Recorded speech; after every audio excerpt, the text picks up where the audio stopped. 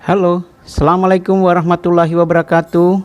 Kita bertemu lagi di kegiatan pembelajaran hari ini yang masih membahas tentang perkembangbiakan aseksual buatan tanaman.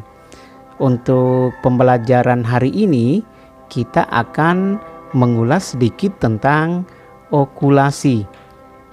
Nah, semoga anak-anakku sekalian masih bersemangat untuk tetap mau belajar dan sebarkan senyuman agar tetap ceria.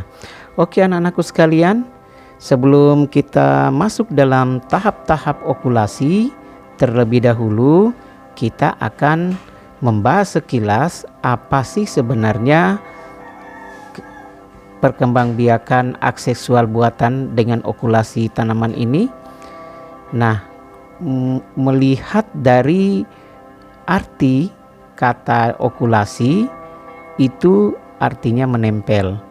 Jadi okulasi sendiri adalah proses penempelan, yaitu perkembangbiakan tanaman tanpa perkawinan dengan menempelkan tunas muda pada ranting atau batang tanaman induk.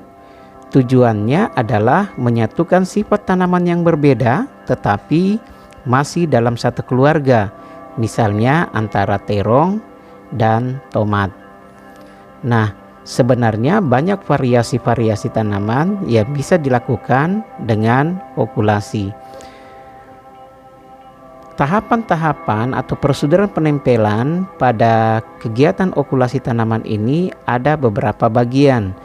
Tahap pertama itu disebut dengan pemilihan lokasi. Dalam pemilihan lokasi diupayakan bahwa tempat okulasi ini harus sesuai. Pilih percabangan yang tidak terlalu besar pada dahan tanaman yang diinginkan. Pemilihan ini sangat diperlukan untuk mempermudah kita melakukan okulasi. Kemudian pada tahap yang kedua, pada proses okulasi ini biasa kita sebut dengan pengupasan kulit. Nah, untuk pengupasan kulit pada tanaman seharusnya kita menggunakan alat yang sesuai dan tentunya harus tajam. Setelah memilih tempat penempelan, selanjutnya mengupas kulit kayu untuk membuat jendela okulasi. Cara mengiris tergantung model yang diinginkan. Kadangkala ada yang bulat, ada yang persegi 3 maupun ada yang segi 4. Nah, untuk tahap yang ketiga yang kita lakukan dalam kegiatan okulasi biasa kita sebut dengan penyiapan jendela. Nah, jendela ini sangat penting sebagai tempat kita akan melakukan penempelan mata tunas. Nah, untuk jendela okulasi diupayakan tidak terkena sinar matahari langsung dan tidak terlalu dalam sehingga tidak melukai kayu. Ini sangat penting agar okulasi dapat berhasil dengan baik. Dan juga perlu dipahami bahwa okulasi ini adalah kegiatan melakukan penempelan. Nah, untuk prosedur yang keempat atau tahap yang keempat kita sebut dengan penempelan mata tunas. Nah, mata tunas ini kita ambil dari tanaman yang lain. Pengambilan mata tunas tumbuhan lain disesuaikan dengan jendela okulasi yang dibuat. Penempelan harus dilakukan dengan hati-hati agar tidak merusak kambium.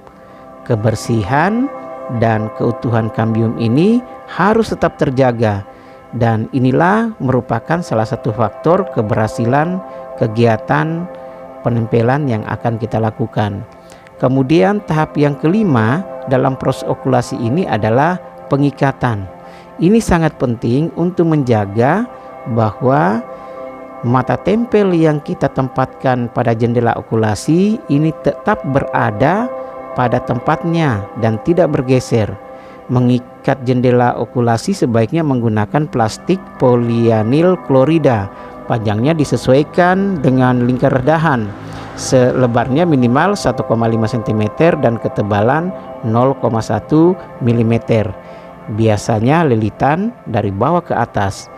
Nah, tahap yang keenam dari proses penempelan atau kegiatan okulasi ini adalah pengamatan tindakan.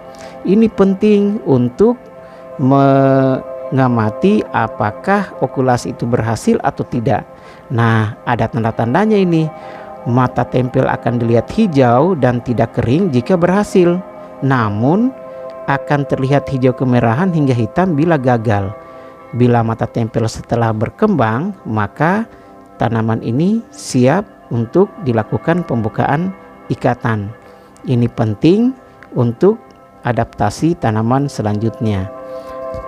Kemudian tahap yang ketujuh itu disebut dengan pembukaan ikatan. Nah, tanaman yang kita lakukan secara okulasi ini atau dikembangbiakan secara okulasi, bila kita sudah membuka ikatan, itu berarti mengisyaratkan bahwa tempelan pada tumbuhan telah dianggap mampu beradaptasi dengan kelembaban, suhu maupun terpaan air hujan, sehingga inilah yang menjadi indikator akhir dari keberhasilan kegiatan okulasi yang kita lakukan. Nah, anak-anakku sekalian, kita sudah membahas banyak tentang okulasi. Semoga kalian bisa paham dengan materi ini. Sebaiknya nanti kalian bisa mempraktekkan sendiri. Nah, sekian. Wassalamualaikum warahmatullahi wabarakatuh. Terima kasih. Sampai jumpa pada kegiatan pembelajaran berikutnya.